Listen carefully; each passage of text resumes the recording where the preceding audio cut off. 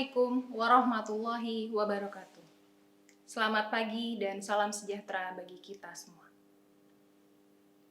Yang terhormat, Direktur Program Pendidikan Vokasi Universitas Indonesia, Profesor Dr. Insinyur Sigit Pranowo Hadiwardoyo, DIE.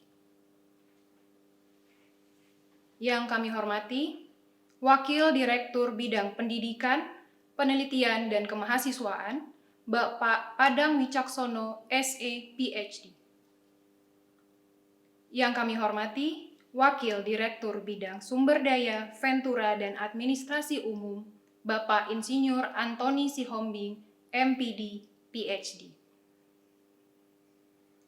Yang kami hormati, Bapak Ibu Ketua Program Studi dan Kepala Laboratorium. Yang kami hormati, Bapak Ibu Staf Pengajar Program Pendidikan Vokasi Universitas Indonesia, dan yang kami banggakan, mahasiswa baru Program Pendidikan Vokasi Universitas Indonesia Angkatan 2020. Bapak Ibu rekan mahasiswa yang berbahagia, puji syukur kita panjatkan kehadirat Allah Subhanahu wa Ta'ala, Tuhan yang Maha Esa. Karena hanya atas perkenannya, kita dapat mengikuti acara pengenalan kehidupan kampus bagi mahasiswa atau disingkat PKKMB, Program Pendidikan Vokasi Universitas Indonesia. Serta selamat datang dan selamat bergabung dalam keluarga besar Program Pendidikan Vokasi Universitas Indonesia kepada seluruh mahasiswa baru Angkatan 2020. Saya Faiza Abdullah dan saya akan memandu acara pada hari ini. Mengawali acara pada hari ini, marilah kita dengarkan lagu kebangsaan Indonesia Raya.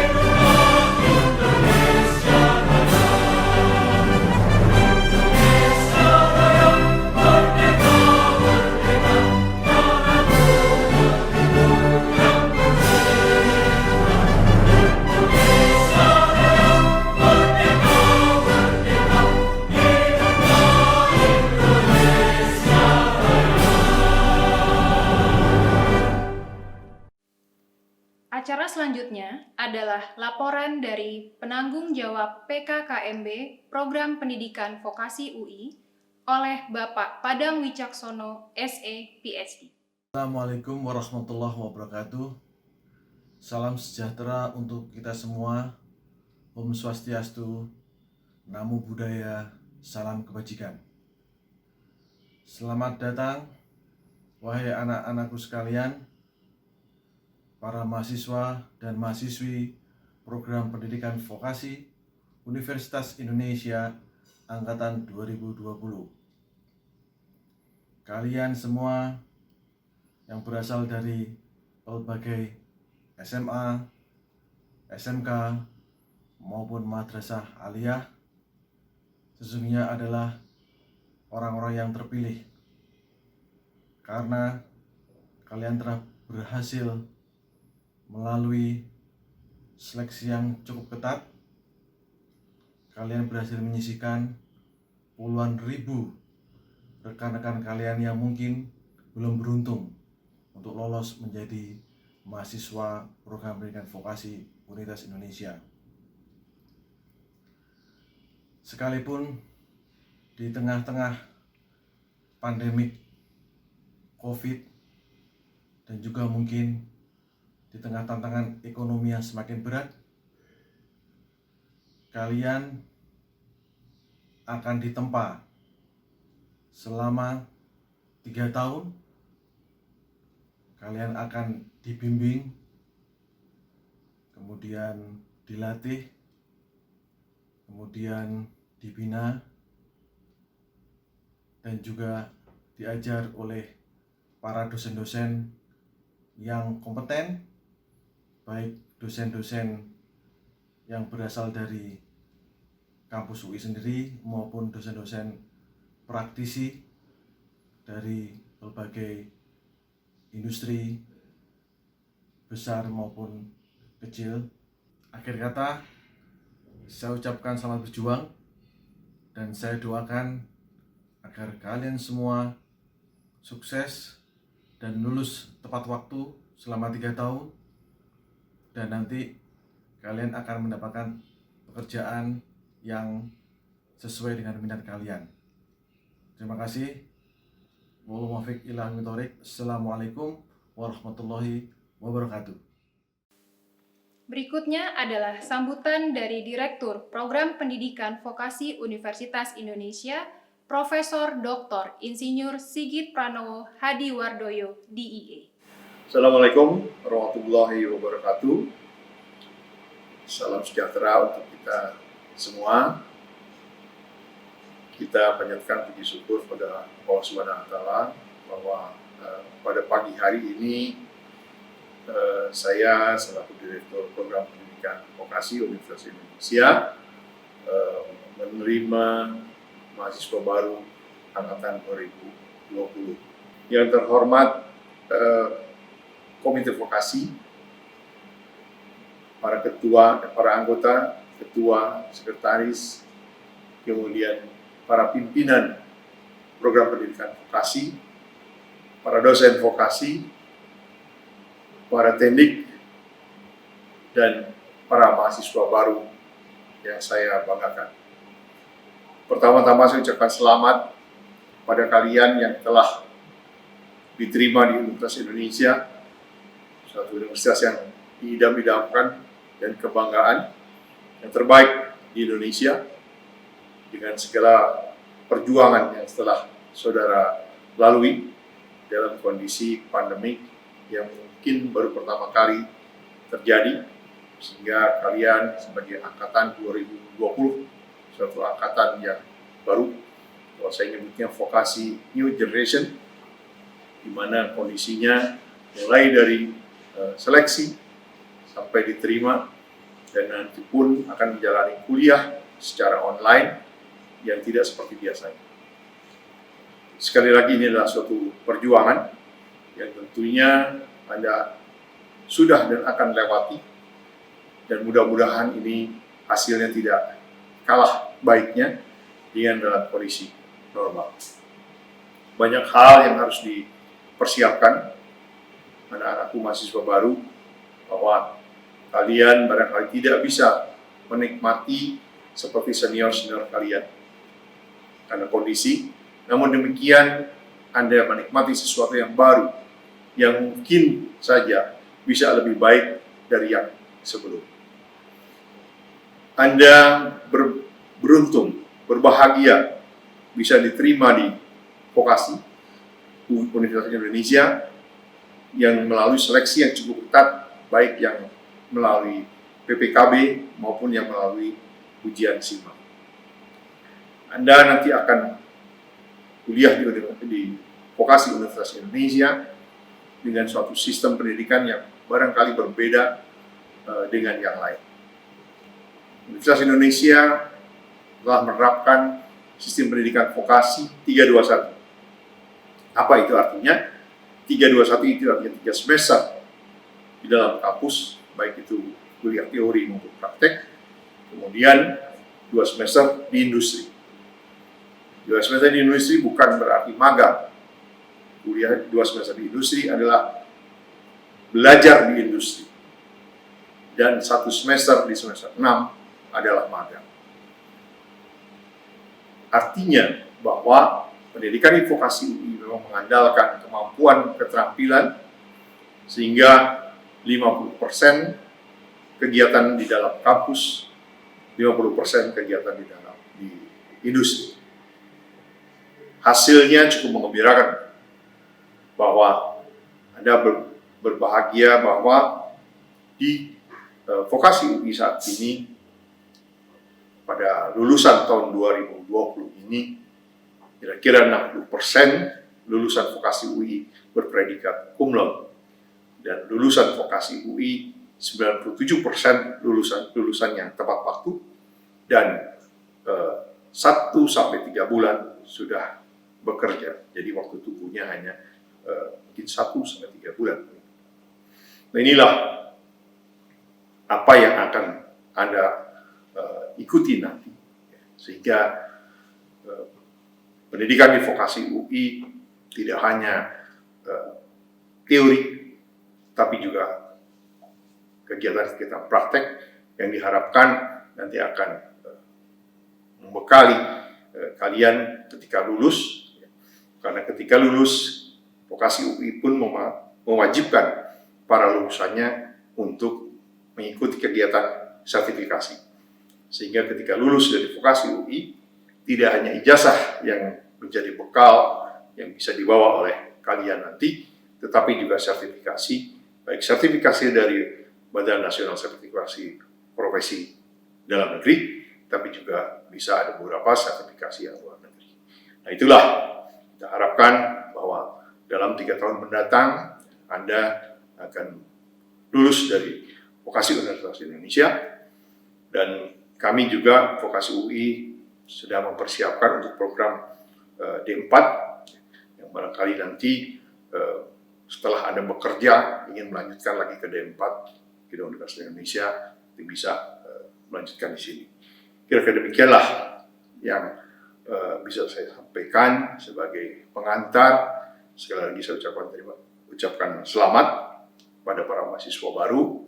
Semoga Anda nanti sukses dan 3 tahun lagi menjadi wisudawan Universitas Indonesia. Demikianlah apa yang bisa saya sampaikan. Sekali lagi ucapkan selamat pada kalian, selamat kepada orang tua yang telah mengantarkan kalian untuk bisa menempuh pendidikan di Universitas Indonesia. Terima kasih. Wassalamualaikum warahmatullahi wabarakatuh.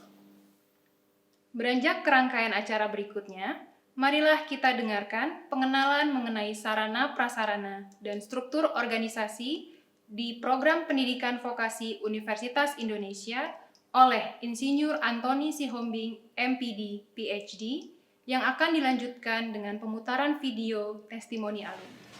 Assalamualaikum warahmatullahi wabarakatuh. Selamat pagi, salam sejahtera bagi kita semua. Pada kesempatan yang baik ini, pengenalan kehidupan kampus bagi mahasiswa baru, saya ingin memperkenalkan lebih dalam program pendidikan vokasi UI.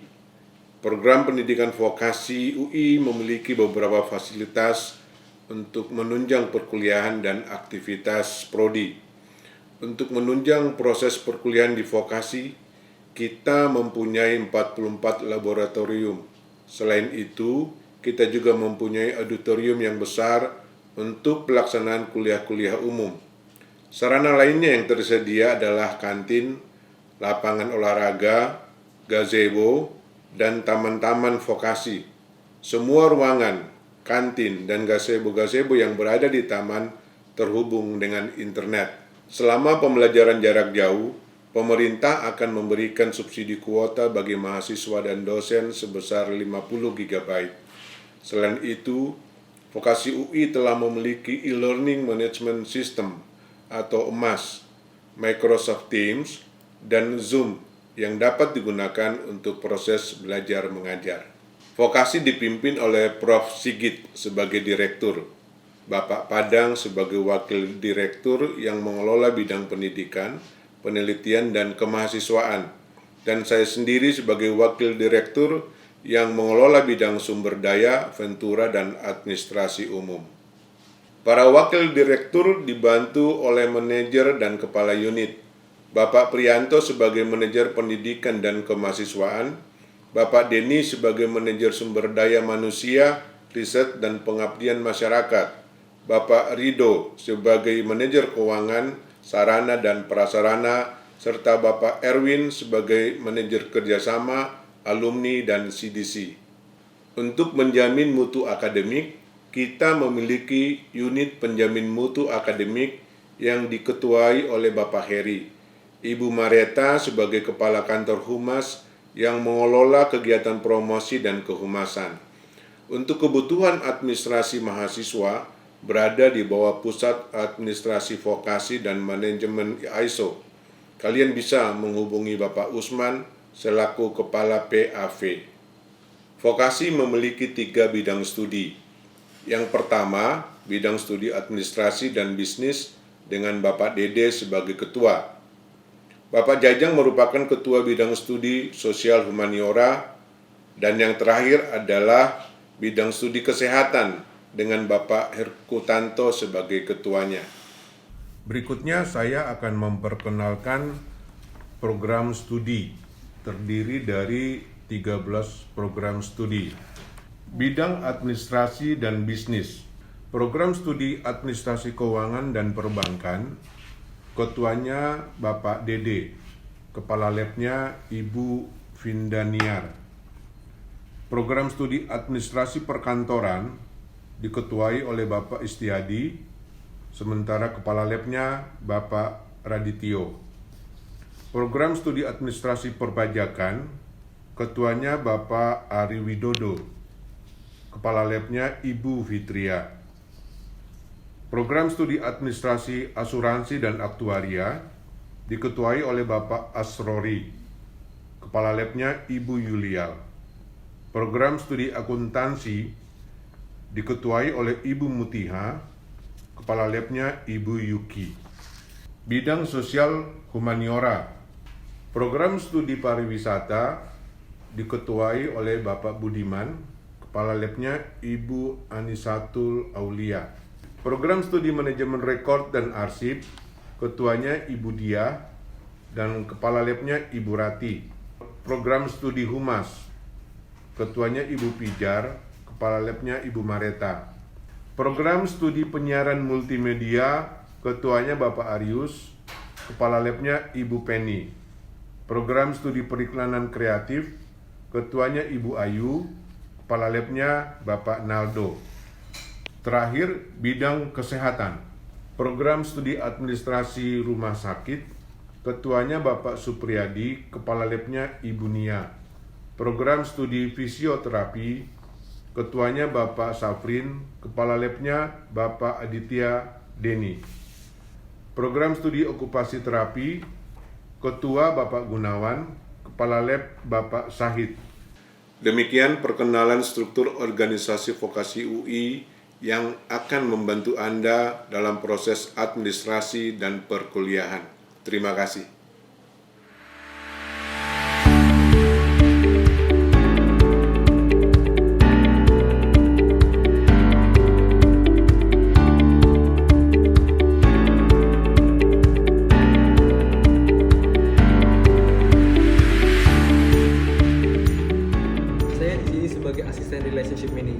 di mana saya memaintain relationship dengan para nasabah Bank Mandiri, serta memberikan produk holding yang tepat sasaran sesuai dengan kebutuhan nasabah.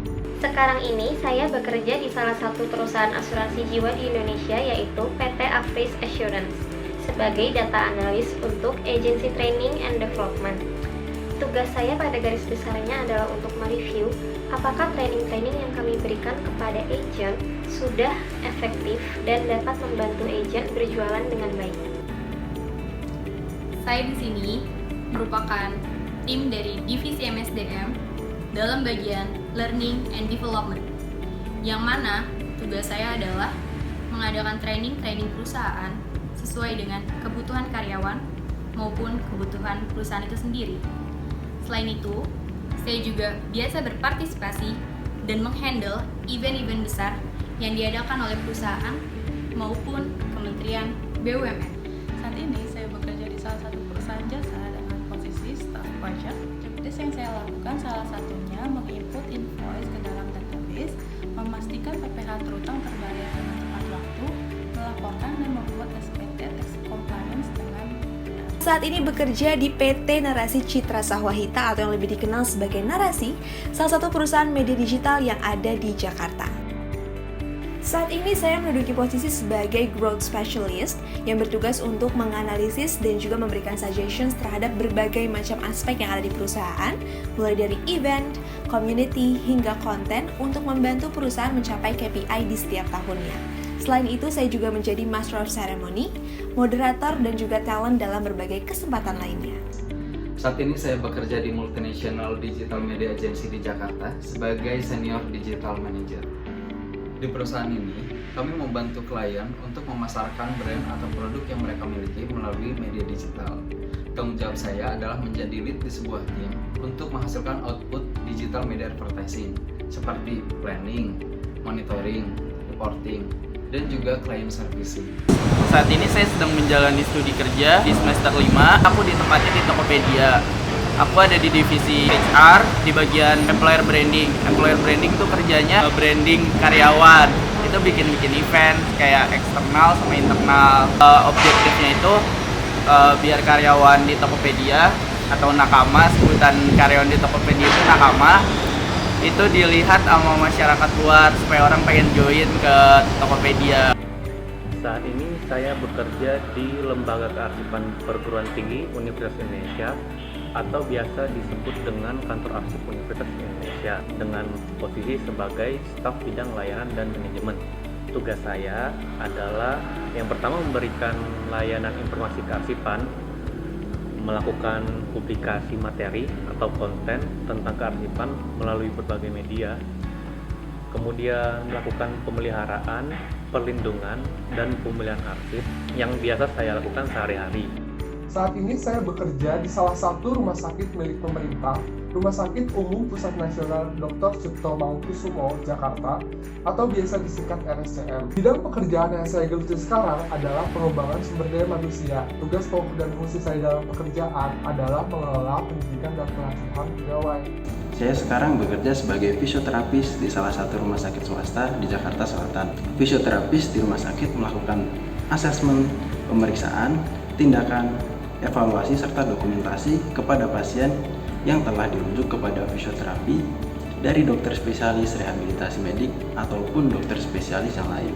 Menjelaskan kepada pasien tentang kondisi pasien serta menjelaskan tentang manfaat dari tindakan yang telah dilakukan. Saya bekerja di Rumah Sakit Khusus Daerah Provinsi Maluku, tepatnya di Kota Ambon. Saya bertugas di ruang rehabilitasi psikososial. Saya memberikan kegiatan kepada pasien dengan gangguan mental, di antaranya membuat gelang, olahraga, bernyanyi, dan membuat kerajinan-kerajinan tangan yang dapat dibuat oleh pasien dengan gangguan mental. Selain itu, saya juga diberi tanggung jawab sebagai koordinator rawat inap di Rumah Sakit Khusus Daerah Provinsi Maluku.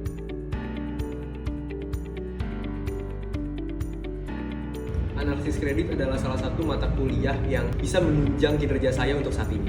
Seluruh mata kuliah yang berhubungan langsung terkait produk asuransi jiwa itu sangat-sangat membantu dalam pekerjaan karena dapat digunakan sebagai materi-materi training. Mata kuliah yang diajarkan di Prodi AP semua sangat berguna untuk kita di dunia kerja nanti. Karena seluruh mata kuliah tersebut dapat kita implementasikan secara langsung di dunia kerja. Contoh mata kuliah yang sangat berguna bagi saya hingga detik ini: etika profesi, manajemen sumber daya manusia, komunikasi bisnis, dan tentunya manajemen proyek. Mata kuliah yang paling penting dan berguna di jurusan saya adalah PPh Badan. Karena di situ saya jadi mengerti tentang cara membuat, melaporkan, dan menghitung ISPT PPh Badan bagi perusahaan dengan mengaplikasikan ISPT. Menurut saya, mata kuliah yang berpengaruh kepada pekerjaan saya yaitu lab akuntansi, pengantar akuntansi, dan pajak. Semua mata kuliah yang diajarkan di program studi penyiaran multimedia pastinya sangat bermanfaat. Namun yang relate dengan pekerjaan saya saat ini diantaranya olah suara dan penyajian, digital media distributions, integrated marketing communications, dan juga broadcasting media marketing. Mata kuliah favorit saya pada zamannya adalah praktikum periklanan. Kenapa? Pada saat itu kami disiapkan langsung untuk terjun ke lapangan, dibagi menjadi beberapa tim, berkompetisi memenangkan sebuah pitch atau tender dari perusahaan ternama. Pada saat itu adalah Google. Dari 15 tim, kemudian diseleksi menjadi 3 tim terbaik yang berkesempatan untuk mempresentasikan ide mereka di depan marketing tim Google di Google Office Jakarta. Dari situ, saya semakin sadar bahwa program vokasi tidak hanya menitik beratkan ke materi-materi dasar untuk dihafal, namun juga menitik beratkan ke kegiatan praktik yang mempersiapkan saya untuk lebih matang di bidang pekerjaan saya sekarang. Mata kuliah yang paling kepake menurut aku kan PR. Which is PR tuh ngebentuk citra, nge-branding, mau matkul kepake banget sih. Matkul event kan kepake, terus manajemen citra perusahaan juga kepake. Mata kuliah yang sangat penting itu salah satunya adalah record elektronik dengan penerapan sistem kearsipan berbasis elektronik atau digital buat instansi atau institusi, bahkan perusahaan-perusahaan dapat melakukan pengelolaan dan pendistribusian arsip dengan lebih cepat dan efisien. Saya mendapatkan mata kuliah manajemen SDM rumah sakit. Dulu tuh dosen menggambarkan bagaimana proses manajemen sumber daya manusia rumah sakit. Saya mendapatkan mata kuliah manajemen diklat pegawai rumah sakit atau manajemen diklat SDM rumah sakit. Dosen menggambarkan tuh dari proses mulai perencanaan diklat, menyusun training analisis, pelaksanaan diklat sampai dengan evaluasi diklat SDM itu saya pelajari selama saya kuliah di vokasi rumah sakit. Dosen memberikan pengalaman dan nilai-nilai bagaimana mengelola diklat yang baik, bagaimana mengelola SDM, bagaimana mengembangkan kompetensi SDM. Saat kita belajar anatomi, kita belajar secara detail tentang fungsi dari setiap otot dan saraf, sehingga kita bisa memberikan diagnosa kepada pasien secara tepat. Kemudian yang paling penting adalah saat kita di semester 4, 5, dan 6, di saat kita diharuskan untuk praktek klinik. Di saat praktek klinik, kita bisa mengenal apa aja tugas fisioterapis di rumah sakit, dan juga sebagai pengalaman untuk kita bagaimana menangani pasien secara langsung. Mata kuliah yang sangat berguna bagi saya di lingkungan pekerjaan saat ini adalah praktik klinik. Jadi kalau misalnya teman-teman atau adik-adik nanti ketemu dengan praktik klinik di semester 4, semester 5, dan semester 6, maka adik-adik bisa sedikit-sedikit menghandle pasien, baik itu pasien dengan gangguan keterbatasan fisik, gangguan mental, atau pasien-pasien anak-anak ataupun pediatri.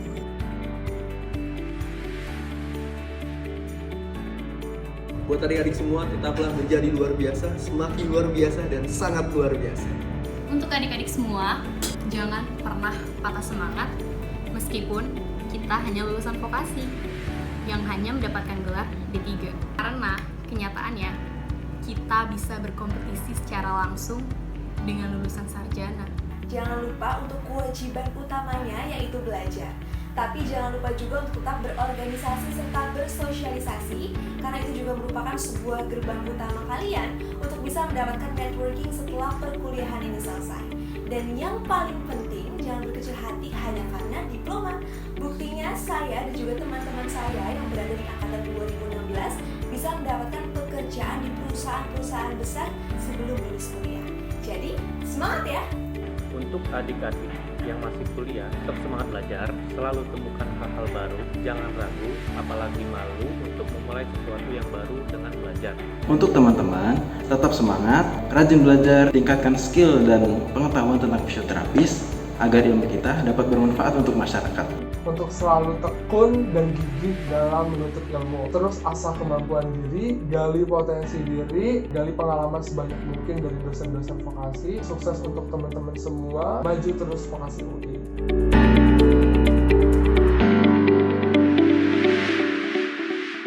Bapak, Ibu, serta rekan-rekan mahasiswa, dengan demikian berakhir sudah rangkaian acara PKKMB Program Pendidikan Vokasi Universitas Indonesia. Adapun acara selanjutnya adalah PKKMB dengan ketua program studi masing-masing yang akan dilakukan secara terpisah dalam ruang diskusi daring masing-masing program studi. Untuk tautan ruang diskusi akan diinformasikan oleh co-host atau sekretariat program studi masing-masing. Atas nama seluruh panitia, kami memohon maaf bila ada kata-kata kami yang kurang berkenan. Terima kasih, saya Faiza Abdullah pamit undur diri. Wabillahi taufik wal hidayah. Wassalamualaikum warahmatullahi wabarakatuh.